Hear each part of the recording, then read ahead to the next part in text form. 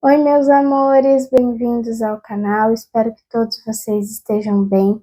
Hoje a gente vai trazer mais uma psicografia para vocês. Nessa psicografia a gente vai falar muito sobre a mediunidade, como a gente pode usar essa ferramenta do plano espiritual para evoluir, para a nossa evolução e para ajudar as outras pessoas. E principalmente sobre a importância de fazer o bem, sem precisar estar perfeito para isso. Você não precisa ser perfeito para fazer o bem. Essa é a principal lição dessa psicografia. Faça o bem, independentemente de como você esteja ou dos erros que você comete. As oportunidades que você tem para fazer o bem, faça o bem. Meus amados, essa psicografia se encontra no livro Entrevistas com os Espíritos, tá? Eu vou deixar aqui embaixo no link da legenda do vídeo para vocês adquirirem esse livro lá na Amazon, caso você tenha interesse. Vai ajudar muito no seu aprofundamento espiritual, no seu conhecimento espiritual. Quem ditou essa psicografia, quem fez a entrevista de hoje foi o Antônio Carlos e os espíritos entrevistados foram 3. Espero que todos vocês possam aprender muito com essa psicografia. Meus amados, as inscrições para a apometria nesse ano já finalizaram, mas para quem quiser fazer a terapia da apometria para o ano que vem, é só me chamar no link que vai ter aqui embaixo na legenda do vídeo, para você saber mais como funciona essa técnica espiritual de trabalho de limpeza profunda, desobsessão, quebras de contratos. Nós trabalhamos para fazer uma limpeza profunda e uma harmonização muito profunda em você. E espero que você tenha essa curiosidade e invista em você, no seu autocuidado, fazendo a terapia da apometria. Então aqui embaixo na legenda do vídeo vai ter o link para você entrar em contato comigo pelo WhatsApp e a gente conversar certinho sobre o que está acontecendo com você e para marcar a sessão para janeiro, caso você queira. Um beijo, pessoal, e agora vamos para o relato. Comum é algo de todos ou de muitos, da maioria. É algo corriqueiro, habitual ou usual. Por que dei esta definição?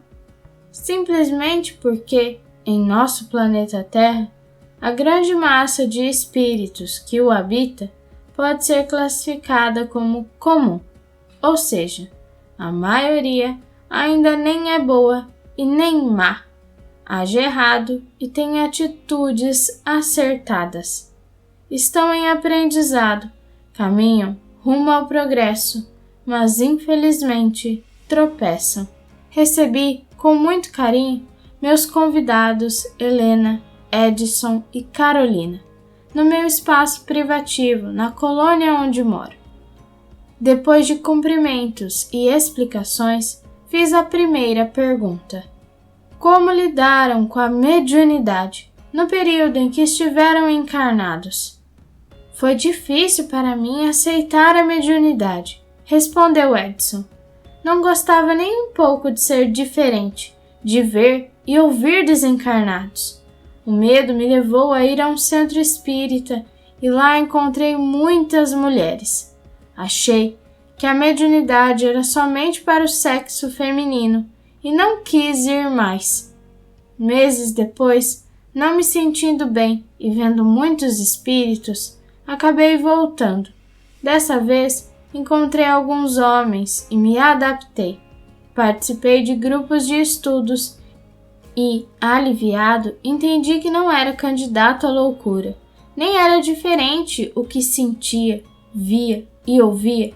Eram fenômenos comuns, a maioria do grupo. Foi um período mais tranquilo. Aprendi a dar passes, passei a ajudar nas sessões de desobsessão. Se houvesse somente essa questão na minha vida, tudo teria sido mais sossegado. Mas a mediunidade foi somente algo a mais, um pequeno detalhe em nossa vida diária, e tive diversos problemas que seriam, sem dúvida, bem maiores se tivesse ignorado essa sensibilidade. Também fui pela dor, contou Carolina. Cansada de sentir arrepios, tristezas, vontade de chorar, de perceber que alguém estava ao meu lado, fui procurar auxílio. Sentia-me bem quando recebia passes e, como gostava de ler, a literatura espírita me atraiu. Passei a frequentar o centro espírita e aprendi a trabalhar fazendo bem com a minha mediunidade. Nasci numa família espírita, contou Helena. Isso me facilitou a compreender a minha mediunidade. Desde pequena via espíritos, senti-os perto de mim. Meu espírito se afastava do corpo físico com facilidade. Por esse fato, meus pais passaram a ser mais ativos no centro espírita e eu estudei a doutrina desde menina. Adulta, dava passes e fazia parte dos trabalhos de orientação a desencarnados. Quando encarnados, vocês fizeram tudo o que planejaram em relação à mediunidade? Quis saber. Não, exclamou Edson, se lamentando. Penso que não fiz nem a metade. Eu poderia ter feito muito mais, afirmou Helena, mas dei prioridade a muitas outras coisas. Ao meu emprego, ao esposo, aos filhos, à família. Compreendi que não errei por esse motivo, mas, se quisesse, poderia ter me dedicado mais. Deixei de fazer e de aprender. Infelizmente, lastimou Carolina. Fiz muito pouco com a mediunidade. Ainda bem que as boas ações que fazemos não são anuladas pelas ações indevidas. Arrependo-me muito por não ter feito todo o bem que poderia por meio da mediunidade. Deveria ter seguido o exemplo de Jesus. O mestre Nazareno foi médium, não foi? A pergunta me foi dirigida e respondi. Devemos, em todas as circunstâncias de nossa existência, seguir os exemplos do nosso Mestre Jesus. Em dúvida sobre como agir, tente imaginar o que Jesus faria naquele momento. Fiz uma pausa, peguei na estante o livro A Gênese, de Allan Kardec, e o abri no capítulo 15, Os Milagres do Evangelho, item Superioridade da Natureza de Jesus. Li. Agiria Jesus como médium nas curas que operava? Poder-se-á considerá-lo poderoso médium curador? Não, porquanto o médium é um intermediário, um instrumento de que se servem os espíritos desencarnados, e o Cristo não precisava de assistência, pois era ele quem assistia aos outros, agia por si mesmo, em virtude de seu poder pessoal, como o podem fazer, em certos casos, os encarnados, na medida de suas forças. Que espírito ousaria insuflar-lhe seus próprios pensamentos e encarregá-lo de os transmitir? Se algum influxo estranho recebia, esse só de Deus lhe poderia vir. Que explicação esclarecedora de Allan Kardec! Vou ler esse livro, determinou Carolina. No trabalho com a mediunidade, vocês tiveram queixas? Sentiram-se magoados ou guardam alguma recordação ruim? Perguntei. Tive sim, afirmou Carolina. Era, ou ainda sou, estou tentando não ser mais, melindrosa. Fazia tudo direitinho, isso no meu conceito, e queria ser reconhecida, fazer falta, diferença. Se achavam que não davam valor ao que fazia, chateava-me. Cheguei a mudar de grupos, ia a um centro espírita, aborrecia-me, então passava a ir a outro. Queria que as pessoas entendessem que me sacrificava. E você se sacrificava? Indagou Helena, curiosa. Pensava que sim, respondeu Carolina. Foram muitas as vezes que abri mão do lazer, de ficar com a família, ou simplesmente de ficar em casa descansando para ir ao centro espírita ajudar as pessoas a se livrarem das consequências de seus atos indevidos. Algumas sentiam até vergonha de ir lá, preferiam conversar comigo, no meu trabalho ou em casa. Muitos nem agradeciam. Aqueles que aprendem e tentam ensinar, esclareci, devem observar um professor de instrução em escolas infanto-juvenis. Ele dá a matéria. Para isso, prepara-se e como se aprende quando nos preparamos para transmitir conhecimentos.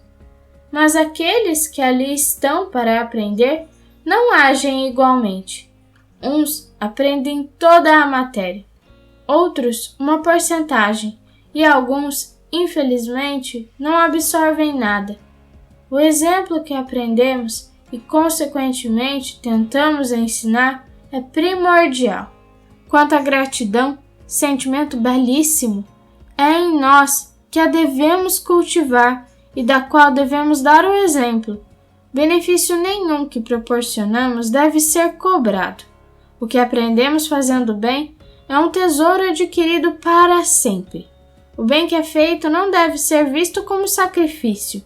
Pode ocorrer em médios, quando começam a entender sua paranormalidade. Fazer o bem sentindo-se forçados, porque não querem voltar a sofrer, a sentir os incômodos antes sentidos.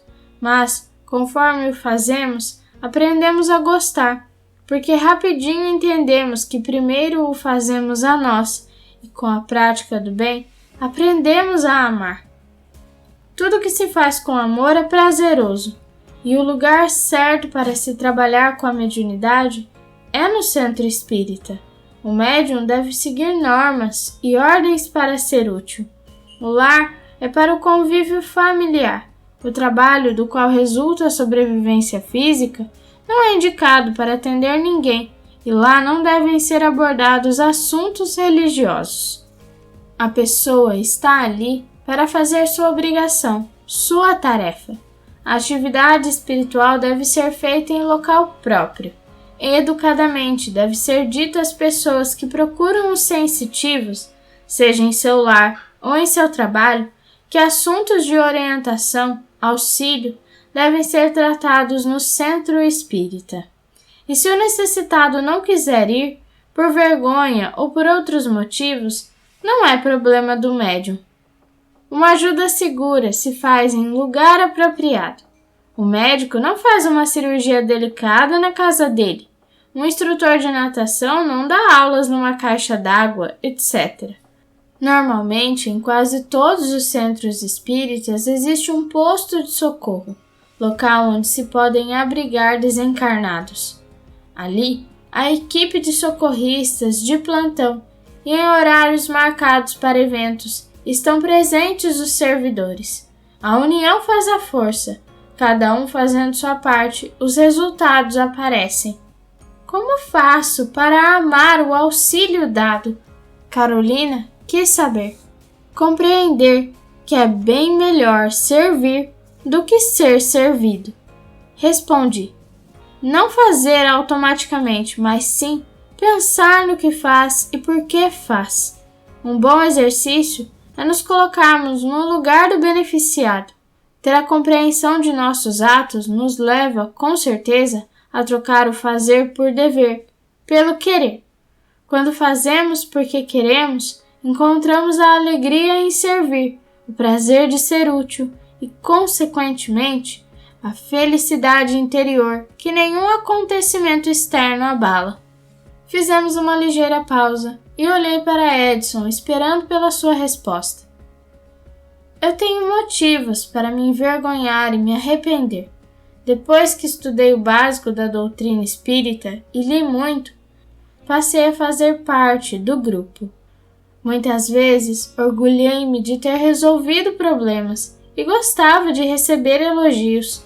Preferi ignorar que somente participava de uma equipe e que a força da união é que dava resultados. E, infelizmente, houve uma época em que me apaixonei por uma colega do grupo. Éramos ambos casados. No começo, pensei ser somente a admiração. Depois, envolvemos-nos e por 6 meses encontramo-nos. Sentindo-nos errados, separamo-nos.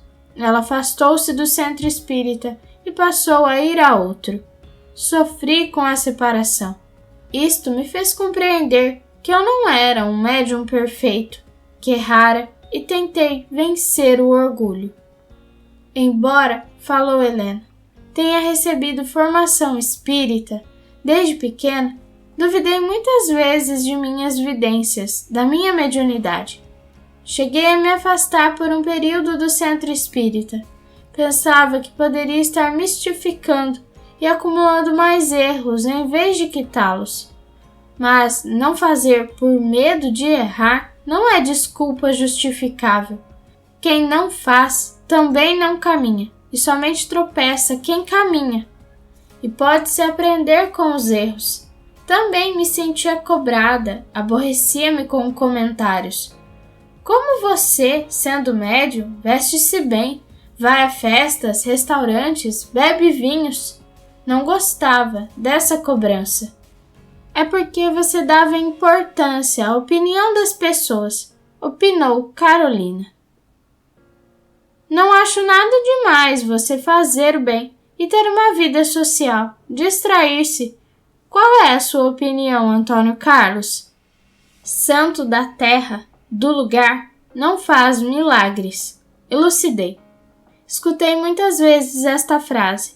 As pessoas querem ser servidas ou confiar em alguém perfeito, e se souberem ou concluírem que essa pessoa que auxilia é comum, tem vícios e virtudes, que fica nervosa, sente dores, enfim, que é um ser humano que tenta melhorar, decepcionam-se. Os evangelistas nos contam que Jesus não fora aceito na cidade em que residiu. Infelizmente, muitas pessoas pensam, erroneamente, que devem ser auxiliadas por um ser excepcional, virtuoso.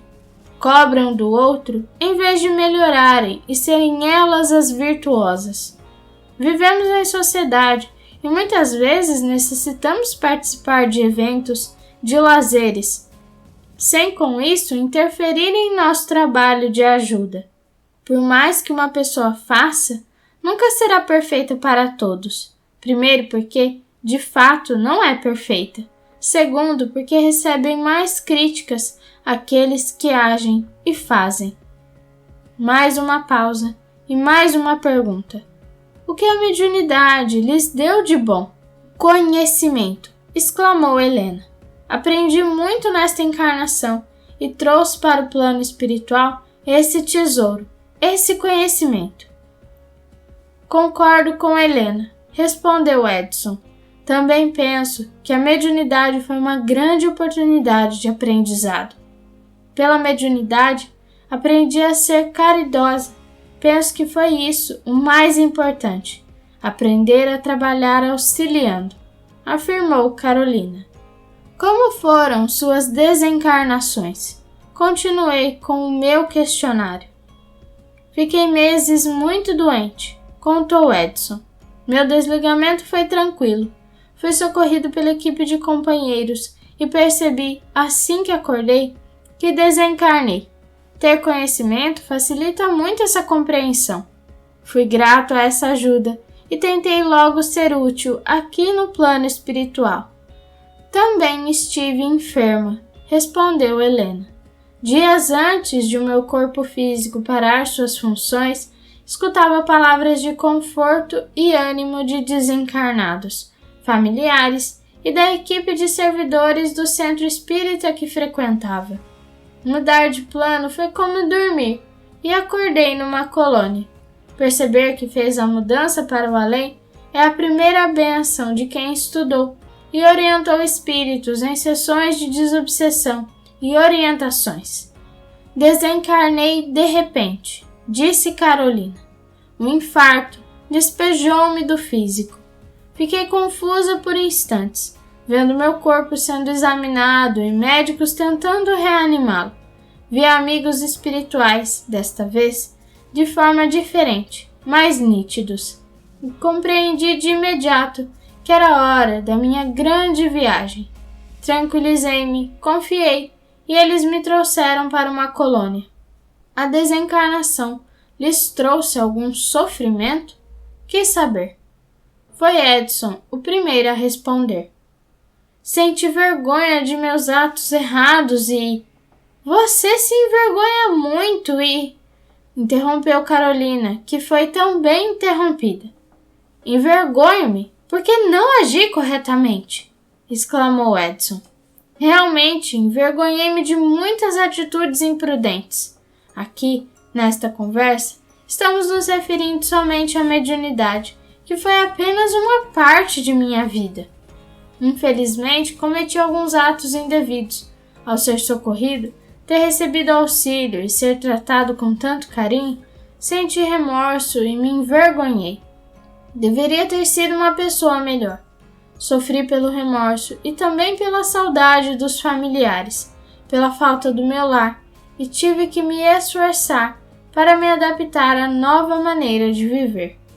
Também senti falta da vida encarnada, admitiu Carolina. Sofri com a saudade de minhas filhas e por pensar que elas iriam sofrer com a minha ausência. Mãe sempre pensa que faz falta.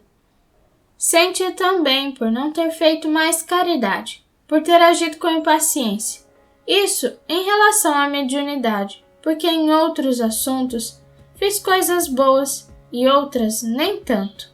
Também senti muito por deixar a família, concluiu Helena, e pelo meu esposo logo ter casado novamente. Querer que os outros sofram por nós é um grande egoísmo. Sofri por ser ainda egoísta. Queria que sentissem minha falta e que meu marido nunca mais arrumasse outra pessoa. E o sentimento de que poderia ter feito mais e melhor com a minha mediunidade me fez sentir remorso. Se a desencarnação de vocês fosse um sonho e se acordassem encarnados neste momento, mudariam algo em seus trabalhos mediúnicos? Perguntei. Penso que mudaria em muitas coisas, respondeu Helena. Na convivência familiar, procuraria me esforçar para não me melindrar mais e, bem, dedicaria mais tempo aos trabalhos mediúnicos e estudaria mais. Agir de forma correta para não me envergonhar, disse Edson, determinado. Como Helena, iria estudar e dedicar mais tempo a tarefas voluntárias. Também tentaria, em outras atividades, agir melhor, ter mais acertos que erros. Penso que agiria como os dois. Iria, com certeza, me dedicar mais, opinou Carolina. Quais são seus planos para o futuro? Indaguei. Trabalhar bastante e conhecer o plano espiritual, respondeu Carolina. Fazer cursos aqui na espiritualidade e aprender para ser uma protetora de um encarnado. Planejo ser companheira de trabalho de uma de minhas netas, que herdou de mim a mediunidade. Helena já fizera seus planos. Edson pensou por uns instantes e respondeu: Estou aprendendo a trabalhar e desejo, assim que me for possível, participar de tarefas em locais que não são os preferidos por muitos, como em certas enfermarias de posto de socorro no umbral. Isso como oportunidade para domar meu orgulho. Vocês pedirão, ao reencarnar, para serem novamente médiuns? Fiz a última indagação. Não pensei ainda nessa possibilidade, falou Edson. Pretendo pedir para ser novamente médium quando for reencarnar, respondeu Carolina. A mediunidade foi, para mim, uma graça. Por ela, reparei erros e aprendi muito. Quero ser médium e amar muito esta aptidão. Também gostaria de ser médium novamente, afirmou Helena, mas sem vícios e com mais qualidades. A mediunidade é uma bênção, uma graça recebê-la, e sou grata por tê-la tido em maior grau. Despedimo-nos, agradeci e trocamos abraços afetuosos. Conclusão. Meus amados, na psicografia de hoje a gente viu a importância de saber fazer o bem, de querer fazer o bem. Não é preciso que a gente tenha mediunidade para fazer coisas boas, para ajudar alguém. Muitas vezes um conselho, uma boa ação, uma atitude positiva pode ajudar alguém que está passando por uma necessidade. A mediunidade, quem tem, maravilhoso desde que use para o bem, desde que se transforme em alguém bom através da mediunidade também. Mas ela é só uma ferramenta de comunicação com o mundo espiritual. Não é o necessário para cada um de nós fazer o bem. Cada um de nós tem o seu próprio jeito de ajudar alguém, de fazer o bem para alguém. E não se cobre para ser perfeito, para fazer as coisas da melhor maneira possível, ou também para só quando eu for perfeito, ou só quando eu acertar esse erro aqui, que daí sim eu vou lá e vou ajudar alguém. A gente não precisa ser perfeito para ajudar ninguém, porque isso é praticamente impossível aqui nesse planeta Terra.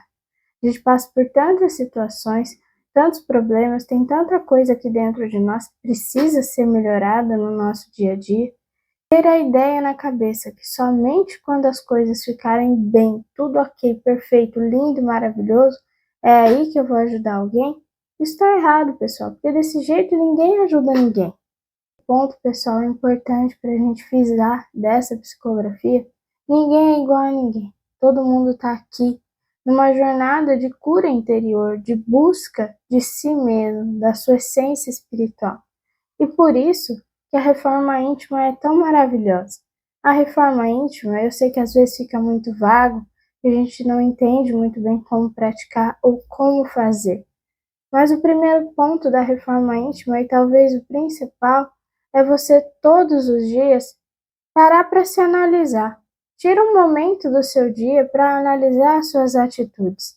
Será que o que você tem feito foi bom? Será que as atitudes que você tomou no dia te levaram a um resultado positivo? Ou se não? E sabe como a gente percebe se esses resultados são positivos ou não? É sabendo como a gente se sente. Como você está se sentindo no final do seu dia? Você está se sentindo bem, alegre, feliz, tranquilo, calmo? Você está se sentindo triste, amargurado, se sentindo para baixo, derrotado, tão cansado e esgotado que você não tem vontade de fazer nada? Não estou falando que a gente não passe por dias assim, mas é tudo questão de escolha e de reforma íntima. Quando a gente percebe ao final de um dia que a gente chegou naquele estado ruim, que a gente está mal, a gente não está bem, é analisar o que a gente tomou de atitudes naquele dia para fazer a gente ficar daquele jeito. Eu tomei essa atitude que me fez ficar assim. Tá, então amanhã eu vou tentar melhorar, eu vou tentar tomar uma atitude diferente. Isso é fazer reforma íntima. Isso é melhorar o que está dentro de você que não está legal. Essa reencarnação é a oportunidade preciosa que você tem para mudar o que você precisa mudar, que está te atrapalhando, está te impedindo de evoluir, de ser feliz. Todos os dias, todos os segundos, a gente tem novas oportunidades, porque todos os segundos a gente tem uma escolha diferente para tomar. E são as nossas escolhas que vão conduzir o nosso futuro. Meus amados, não queiram partir para o plano espiritual cheio de cis, de arrependimentos, de coisas que você poderia ter feito e não fez, muitas vezes por medo, por raiva, por ódio, por rancor, por mágoas. Isso tudo, pessoal, corrói e é você que sai mais prejudicado, não as outras pessoas, não as coisas que poderiam ter sido feitas, mas não foram. Sempre é você na equação. É tudo sobre você.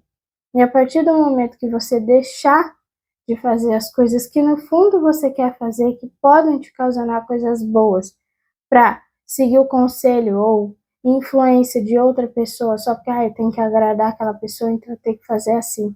Ou porque você simplesmente está com medo dos resultados, você vai ficar travado. A sua vida nunca vai ter o potencial de ser o que poderia ter sido. Pessoal, essa foi uma pequena reflexão. Espero que todos vocês tenham gostado, tenham aprendido algo com a psicografia de hoje. Desejo a todos vocês um maravilhoso Natal, que todos vocês possam curtir essa energia de amor, de felicidade, passar momentos bons com a família. Um Feliz Natal a todos e nos vemos no próximo vídeo.